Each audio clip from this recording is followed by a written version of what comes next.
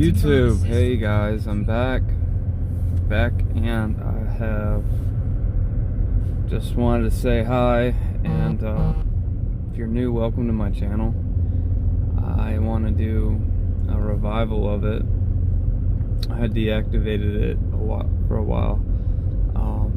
Took a little sabbatical from it, and yeah, I've got several themes and throughout my videos.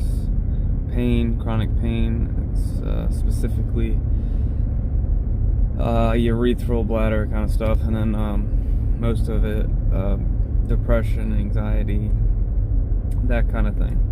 Now, if you're here, you're either an old subscriber and you're just like, hey, I wonder what Raining's up to and all that stuff, and what's going on with him.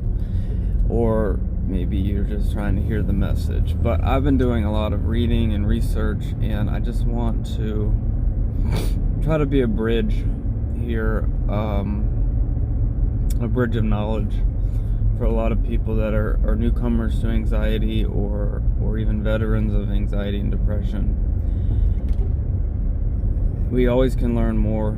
Sometimes learning too much is a bad thing, but I have, done a lot of the research myself, so you can listen to the things I say and you can validate them and check them or whatnot, what have you. But the things, and by bridge I mean,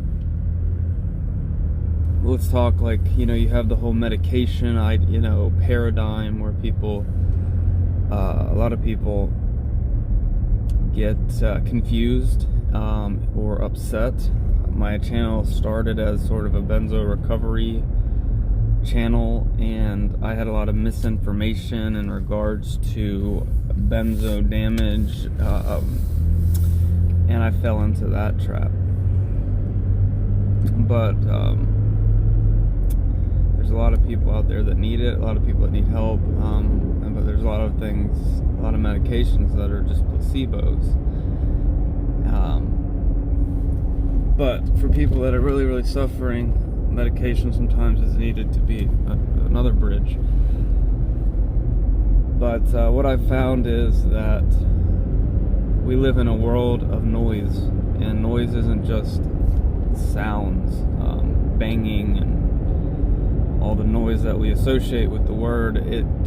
Noise can be negative thinking, ruminations, all those kind of things. Like, it's like doing a mental audit. Like, how much silence do you have in your life? Because that's where peace is found. That's where God is found, is in silence. And even when we're silent, speaking of myself and probably a majority of people, even those that don't suffer with mental illness, silence is a rare commodity in today's age. I don't do well with it, but I know it's part of the answer. So I'm trying to bridge the two worlds, and what I've come to find out is that most everything is a placebo, and the body and the mind can heal itself. And I didn't think there's any truth to that when my gram used to say, well, Travis, why don't you, if you go into it thinking negative, the medication's not going to work. But I was very negative, and I thought, well, that doesn't make any sense. Medication should work whether I want it to or think it will or not. Otherwise, then it's my thoughts that are causing the impact. So it's very profound in hindsight, now that I know what I know. And without medications, I would not be alive. I would have succumbed to my depression.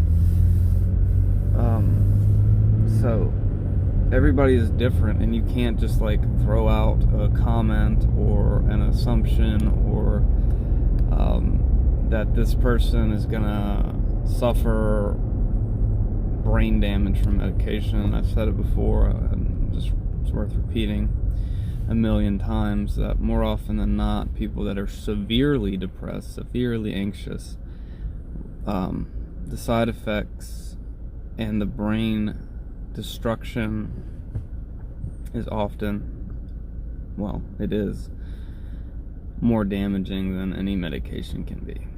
So I take solace in that, and the fact that it helps me to be okay with the idea of taking medication. If I had a medication that I took every day for the rest of my life and it worked, I would absolutely do that. And I would have no issues about it, because life isn't very long. Unfortunately, I haven't found a cure-all. A lot of people do. A lot of times that is a placebo, regardless if it's your body healing you or not. Even if you're negative about a medication that has an actual potential non-placebo variable, if you're negative and scared about taking the medication, you can feel worse, even though. So that's a very hard thing to do, is to try to condition ourselves, at least for me, to not be negative, because I'm hardwired that way. I was first memories of my life were my dad beating my mother, so I was in a constant state of fear my entire life. So hardwired to be scared. So anyway, but if you read the book You Are the Placebo, if you read the book Lost Connections, if you read the book what's the other one, Becoming Supernatural, it's an amazing testament, and it's just like, wow, of how you can literally go from feeling great to getting so sick that you have cancer, lupus, and can't walk, based off of emotions and thoughts. It happens all the time, and it's proven. A woman cited in the book whose husband committed suicide. She was a great mother. She had a young woman. Completely went downhill for years and years and years. Sicker and sicker and sicker, and not just mental, physical. So, and it was all because of her thoughts, but she ended up discovering the truth, and she turned that around. That's the answer. So, we're always looking out here for the solution. At least, I think we are. I am. Whether that's a supplement, whether that's a medication, whether that's therapy, whether that's someone's telling us that we're going to be okay, the reassurance situations. But there's a universe in here of healing inside our own minds. And the other day I just closed my mind, my eyes, and I built a house. I went to the store, I got materials, and it's funny, and I just built a house in my mind. And I was like, wow, you can travel anywhere you want to go. If you really, I have a good imagination, so I don't know if other people have a problem doing that, but the power of the mind and the universe inside is so overlooked, because we live in a superficial world in which there has to be something that I can take now to make me feel better. And I'm just here to say, although I'm still stuck, I'm kind of in the middle, but I'm still stuck there. It takes time. But if you really think about how our thoughts affect our feelings, emotions, and mental health, it's real. And it can be real the other way around. So if you could be positive and the fake it till you make it, I don't buy all that bullshit or any of that, but you do have to try to find a way to break out the and minimize the conditioning that you've had all your life.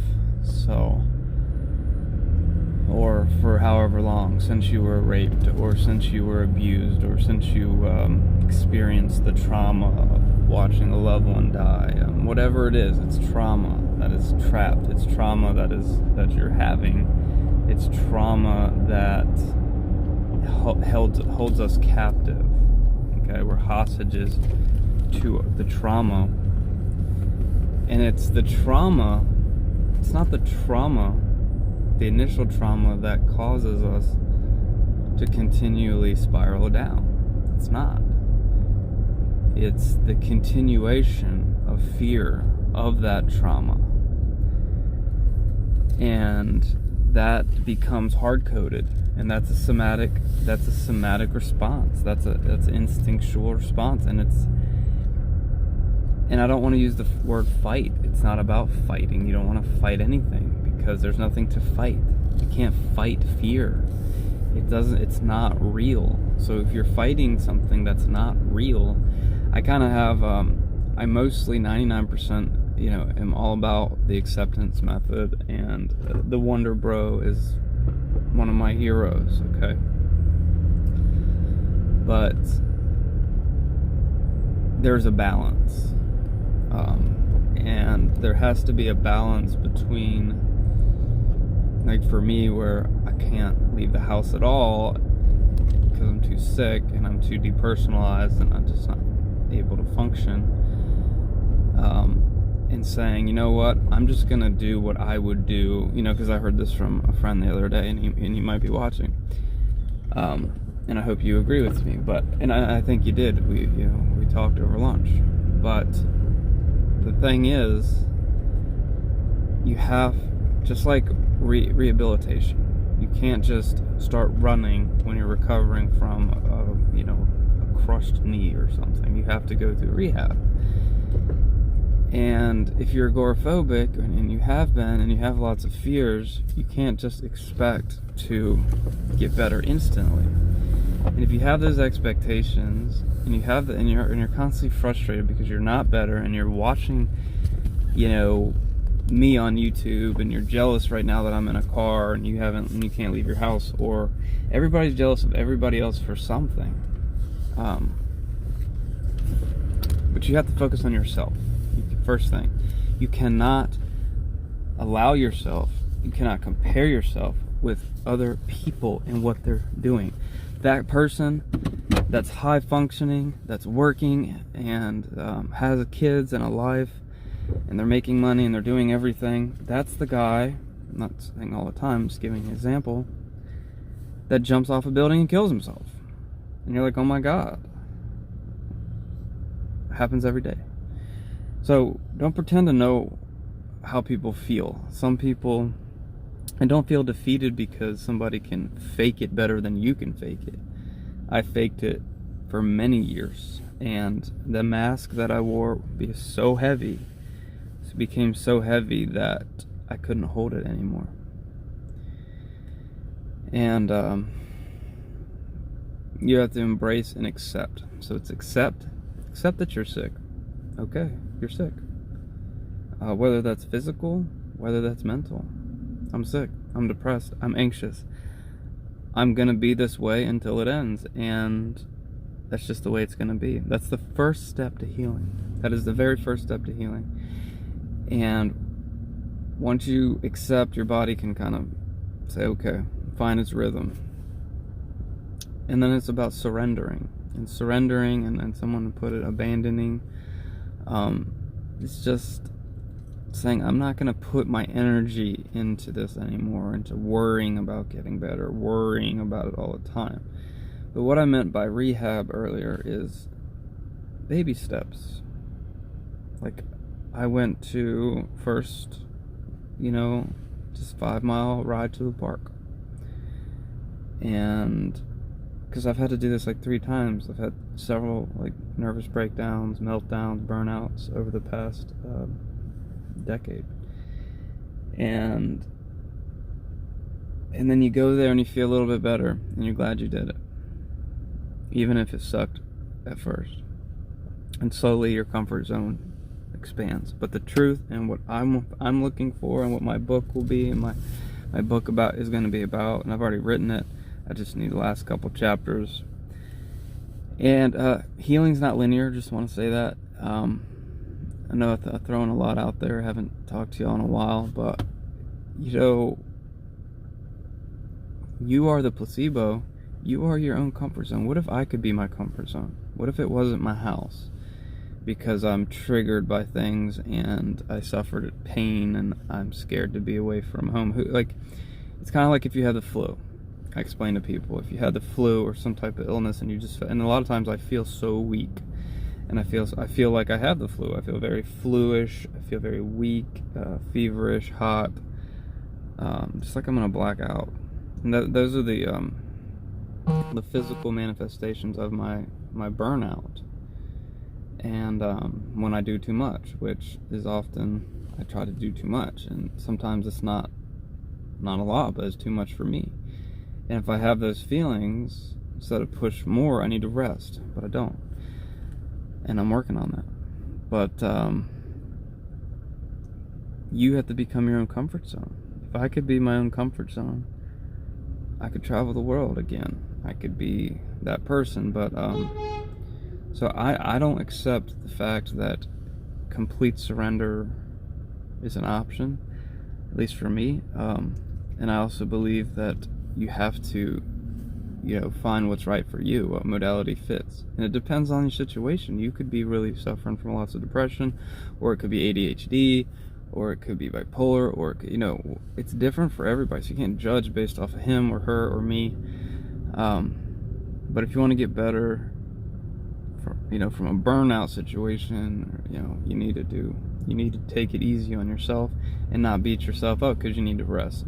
Like I do. When I lay down, like, oh my gosh, I should get up. I need to go do something. I need to do something. Be like a failure. You can't beat yourself up, because if you keep doing that, you're going to keep on those chemicals. So you have to find the balance of, okay, I'm going to go do this. Like the other day, I have a support group that I created, and people were meeting up for it, and I wasn't even going to go. And I didn't sleep well, which is often the case, but I pushed myself and I went. And yeah, I felt anxious, I felt out of it, a little bit derealized and stuff. But I don't like using those labels. But I did it. And I got out and I talked about it, and I was in the sunshine. I got to share a little bit with myself, learn a little bit about others. And you know what? I felt better afterward. And it spiraled into me wanting to do another event. The upward spiral can be fast, just as fast as the downward spiral. So hang in there, because hope is coming. Hope can come quicker. Healing can come quicker if you just accept, surrender, and find that balance in your life. Okay, I have a lot to say about this stuff, but that's it in a nutshell, an 18-minute nutshell. Love you guys. Thanks for subscribing, and God bless you. We'll talk about some of my spiritual struggles that I've had as of recent in some upcoming segments. So stay tuned, and I look forward to your comments and your support. Please subscribe. Thank you.